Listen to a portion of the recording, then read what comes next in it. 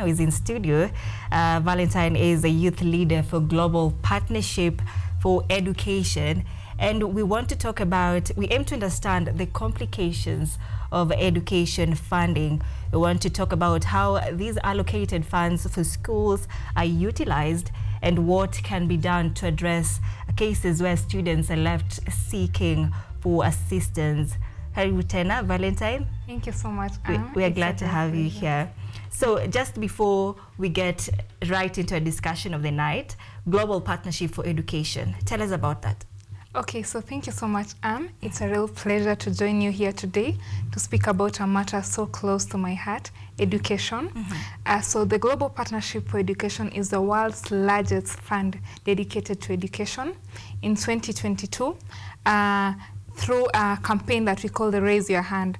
Every place I actually always go, I say I raise my hand for education, because through the Raise Your Hand campaign, the Global Partnership for Education raised up to more than $4 billion solely for education and funding education in low-income countries. And I'm so happy because it has a presence in Kenya. So I represent the Global Partnership for Education just as a youth leader. I represent the aspirations of the young people, basically about education. But what GPE does in Kenya, it supports, even there's a program currently known as Pride for the primary school. So it provides free textbooks, it supports teachers in curriculum development. So it's really an organization that is dedicated to empowering young learners, because at GPE we believe that education is the one thing that's going to enable all of us to be equal, to get to whatever point it is. So it really prioritizes on funding education, because if we get it right in funding education, then we get it right in developing the country.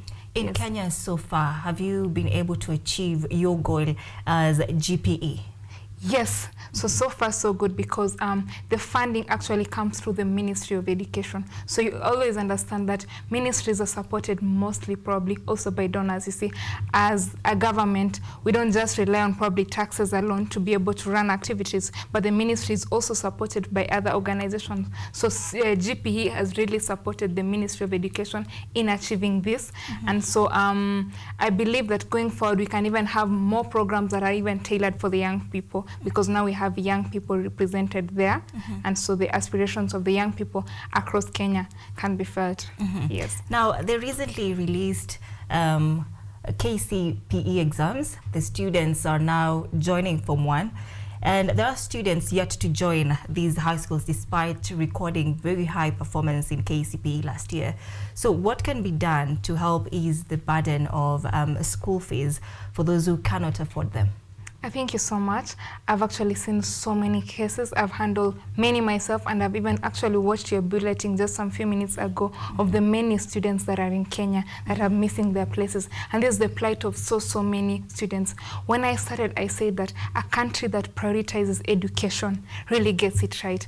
And I think we're getting there as a country, but recently there have been delayed even disbursement that even threatens whatever efforts and whatever gains that we had made previously. So for one, I credit the Kenyan government for the free primary school education, because there are other countries that do not have that. But what we can see is that so many learners have been able to gain, because you see, the problem comes to the transition to high school. But you see, without even this funding for the free primary education, it would be a problem. There are so many students that will not even be able to get this opportunity. I recently met a friend who was telling me, though him it was courtesy of Wings to Fly, but he comes from deep inside Wajir, and had it not been getting that scholarship from Wings to Fly, he'd probably not be there. Right now he's studying education policy at Harvard, and this can be the case for so many young Kenyan students that are currently studying. Unfortunately, there are so many of such cases that are not found. So one thing that I would give is that as we talk of free primary education, the transition to high school, if the government can prioritize more funding to even high schools, so that we get to a point where even we have free secondary school education, because when we say currently we have free secondary education, it only means that the resources are provided, for example, textbooks, and this is not even the case in so many schools. But first things first, if these fees, for example, the day schools pay around 10,000 per year, but you see parents still really struggle to raise the school fees. So if the government can prioritize and get more funding into education, then I think we'll be able to get our priorities right, because I always believe that an empowered nation is one whose citizens are educated. Once we almost have every citizen educated, then we can reduce even the problems that we have down here about poverty. So my thing would be that the government should prioritize even having more funding into secondary schools so that the transition will be easier. But as we talk about that, we also realize that we are currently having a problem with higher learning. So we can even talking about that transition high school, but right now what are we seeing? HELB has been remodeled. So a lot of, the government even reported itself that very few students were able to apply for this new funding model for higher learning, because, well, sometimes these students are from very low earning backgrounds. The parents don't earn quite an amount of money. So even accessing that information, knowing how to apply for these funds become a problem. And if you see the current, you're given the fee structure right now and don't really know how to go, and the criteria is not even set for how do we really assess how poor somebody is to be able to access this kind of funding. And this really, we risk losing all the gains that we made in higher learning. So I even hope that stakeholders can be able to sit down and let us remodel this new funding model, simplified for the parents to be able to understand. Yes, we understand that very low income earners might not be paying anything, but this information is not even trickled down to the grassroots well. So this information should go well, and then I also think it should just be remodeled, because some of us were not like from very low income families, but with the current fee structure in high schools, it would be difficult for our parents to even be able to raise any middle income. And especially with the current state of the economy right now, we'll be struggling to make ends meet. So you can imagine struggling also to raise such a high amount of money to take their children through tertiary level and higher learning. Some parents would even tell you, thank you, now we got you to high school, you can now drop and let your other kid, you'd be sacrificing, imagine learning for all those years only to drop when you're almost attaining that. Yes. Right. Now, yesterday, President William Ruto said that the government had released capitation and funding for bursaries that is totaling to 62 billion Kenya shillings. Yes. Now, you say that there is no funding for high school. There is funding for primary schools. Okay, yes. So how does the government really use this fund utilization? How is it utilized? Okay, so what I said is that whatever is in primary is totally free. High schools still pay some percentage. For example, if you look at fee structures, what has been indicated is that the government usually pays every student in high school 22,000 annually. Yet school fees is maybe 60,000, 50,000. So you see there is still an amount. So the government, yes, is giving funding for this, but it's not free. You see, a parent still has to supplement. That is in boarding schools. In day schools, I think they're given like 10,000. A parent has to supplement like 8,000. So you see, yes, I'm happy that finally after this pressure, the president said that the funds have been released. He only said that yesterday.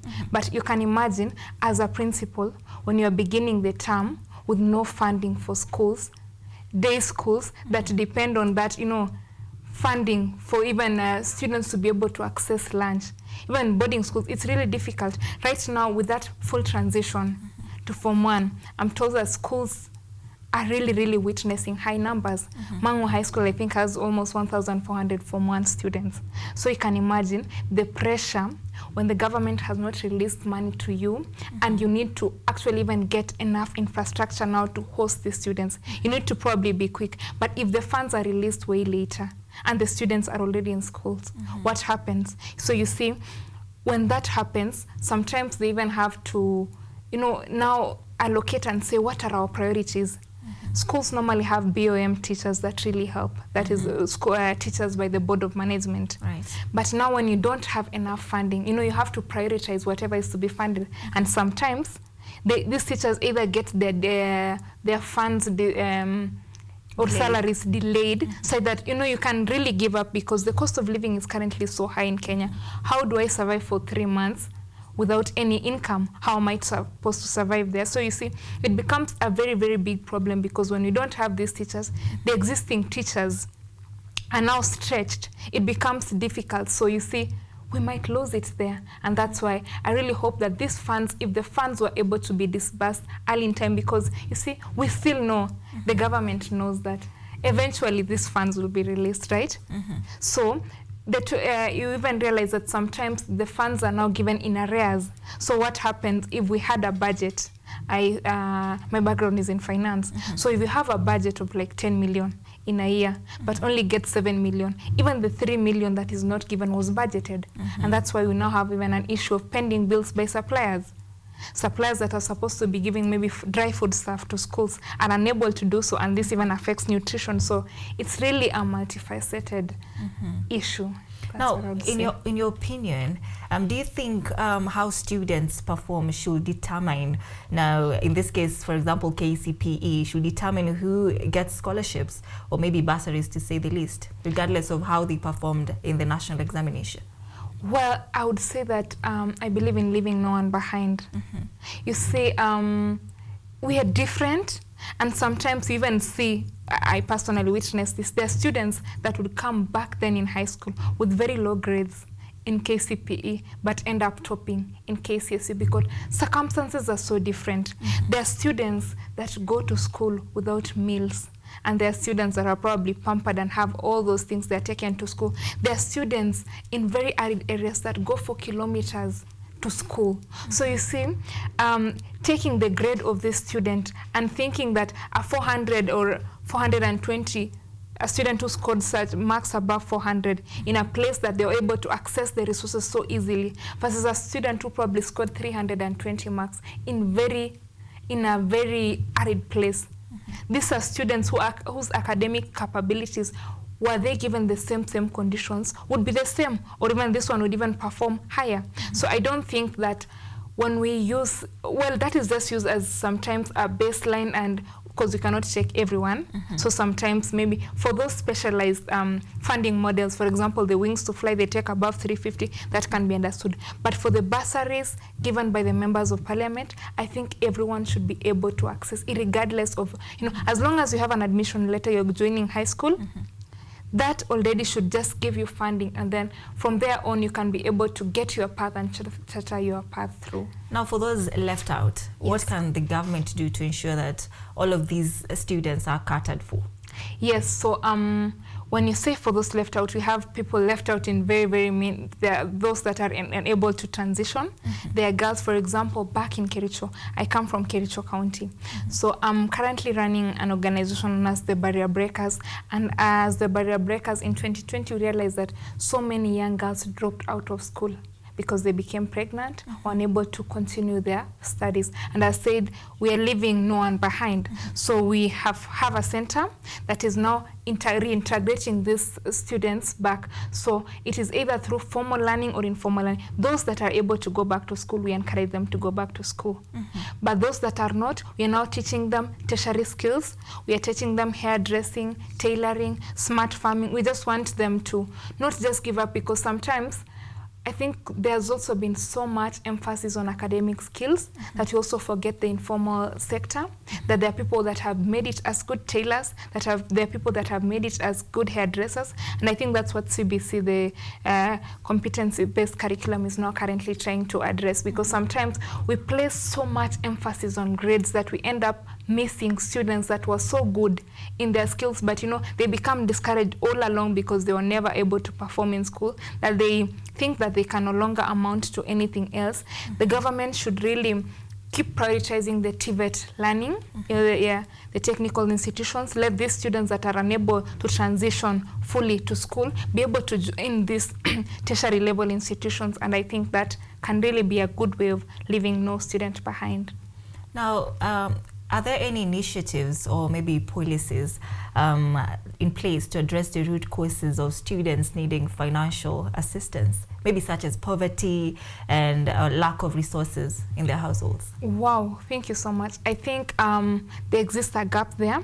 Yes, for sure there are policies, but then I study actually public policy in KU right now as a master's student, and we say that poverty is a wicked problem. You see, there are problems that as you try to deal with them on this side, this other side comes. So there will be maybe policies that are trying to solve a specific line but cannot be able to solve, you know, the whole thing. So when you talk about poverty, yes, maybe one thing that can really help is the bursaries. You see, that can make all students be equal. So that can be one aspect that can really be put in place to get these students to school. The other thing is I'm so much passionate about these teenage mothers, and there were even comments by a governor recently that were really not pleasing, because when we say that we don't want any pregnant girl to come back to school, here there are policies, for example, the school re-entry policy by the government of Kenya that is really commendable, because it means that even if you're pregnant and dropped out of school, nothing bars you from being able to come back and continue. I tell my girls back in Kericho that kuteleza si kuanguka. Sometimes you make one mistake, but that should not determine everything. So I think if we are able to have such policies and get more policies, you know, policies should also be focused on specific places. You see, if the county governments are able to have technical working groups that look at those issues, I'm very proud of my constituency Belgut by Honorable Nelson Sonko, because they have sat down. Right now there was a task force that was put in place just the other day, and they have sat down to look at all the high schools that are in Kericho. How do they perform? What is the problem of each specific one, and how can it be addressed? Because sometimes we might not be able to, whatever problem is in Coast, whatever problem is in Northeastern Rift Valley might be different. So if we're able to just address each first of all at the grassroots, then coming later on with a national policy that can help all of them would really, I think, be the way to go. Yes. Now, Global Partnership for Education, for instance, you're helping in filling these gaps for students who cannot really afford to go to school due to lack of school fees. Now, how do you select the students that you need to now maybe give funding or maybe take to school? How do you do your selection? Okay, so first things first is that the Global Partnership for Education, first of all, supports the entire Ministry of Education. Now, when the funding comes to the Ministry of Education, because we have policymakers there, they know the gaps that exist. For example, some money is taken to schools that are not able to have enough resources to get the textbooks, you know, that is supplemented. Some schools, matters of menstrual hygiene have really been a problem. Giving assistance so that these principals can be able to get free sanitary pads to their students can really help. In other places, there are problems, for example, the open defecation that is really there. There are schools that don't even have proper sanitation facilities. And these things, however small they may be, really come and impact the overall learner's capability and everything. So the Global Partnership for Education gives funding to the Ministry of Education. Then the ministry now prioritizes, like, what are they? Sometimes it's about students that are in lower primary. There's this Tuseme model that has currently been in place. Sometimes if it's about now constructing those sanitation and wash facilities in schools. So it's just, once this funding comes, it goes to a specific school to address that specific need in that school. Yes. Now, there are cases, for instance, the one at Isogongo Secondary School in Kakamega, the tension between parents and teachers. Now, what strategies would you recommend to address such situations where now, for a collaborative approach in improving academic outcomes? Yeah, thank you so much. So first of all, it's really been sad. Kakamega, the incident happened at Isongo. Uasin Gishu, such a similar incident also happened where the community, parents forcefully evict like principals out of the school. And that is really a sad affair, because one thing is that performance of the students is an issue that is affected by all the stakeholders involved. Right. The parents themselves are also involved. It's not just like it's only the single principal that caused all this. They are complaining that they used to have a mean of 5 and they now have a mean of 2. But I don't think it is just the sole responsibility of a principal to, you know, make the mean. It shows that there's a problem, and already when you see how they forcefully come and eject that, there's no even diplomas involved. It shows that already there's tension between the management and the parents themselves. So first things first, what has always worked is the board of management in school, the parents teachers associations. If these associations are strengthened, then these issues that will not be there, that are coming out, emanating later on, would have been solved from a very early stage. So I feel like first, let's strengthen the parents-teacher associations in schools so that these issues can be solved through dialogue. I believe in dialogues, that is really, really what helps, because now look at what is happening in Songo.